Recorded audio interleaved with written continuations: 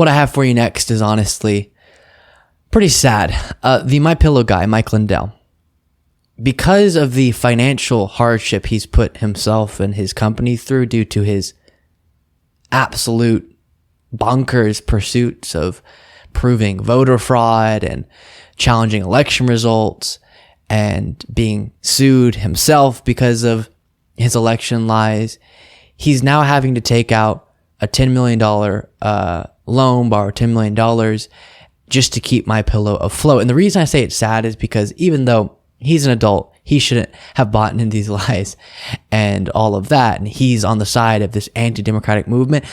When I just am watching someone destroy their own life, I still, even if it's someone, again, lying about our elections and taking all these anti-democratic actions, still, there's something sad about it. Take a look at this. I guess your loan, the loan you took out at MyPillow, people are all over you about this. Yeah, last year actually was 3 separate loans as the machine companies continue to sue us for billions of dollars, and we had to borrow almost $10 million at MyPillow. We're a company, we're an employee-owned company. It just baffles me, Steve. You've got all these companies, these machine companies out there, these voting machine companies that nobody even knew their name before, but everybody protects them. And yet you attack a USA company, MyPillow, and my employees, and it's just disgusting. So then at the end there, he touches on what makes it unfortunate, which is his employees are suffering because of this, or they could end up suffering because of him running his own life into the ground based on his belief that the election was stolen, when there just is not evidence, as we talk about so much, to support that. And it's pretty wild to see. And there are a lot of leaders who say things about our elections, who say things in other contexts, and they don't believe them in the slightest. Mike Lindell, though, I think he believes them. I think he's just absolutely detached from reality. And because of that, is putting his life into a pursuit of proving something that doesn't exist. That is, sad, brutal.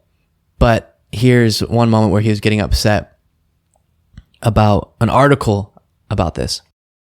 Yeah, that's the picture Cheryl used. Well, she's done. I'm not even going to let her. This is disgusting, Cheryl. What kind of journalist are you? I thought, you couldn't use any other picture, but they caught whatever I was doing that day.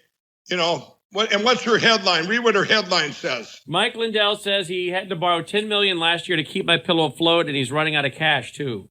It means, yeah, we've spent millions of dollars on MyPillow on these lawsuits, but also there was other things that happened when you had ships that were trapped. Remember all the ships that were out at sea, Brandon? Yes.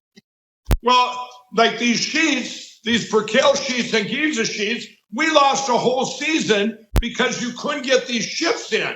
Okay, we don't make these in the United States, and why? Because there's no weavers or spinners left. So we make our sheets. We have the best cotton in the world, the long staple. So all of this could have been prevented if he had been able to attach himself to reality from the beginning. And what a wild, wild story Mike Lindell's life is. Holy smokes. Thank you so much for watching. If you want to be a part of what makes this show possible, plus get access to the full video version of the show hours before all the clips are uploaded to YouTube, plus get the full bonus show every single Saturday, you can do so by going to patreon.com/Luke Beasley. That's patreon.com/Luke Beasley. Link in the description.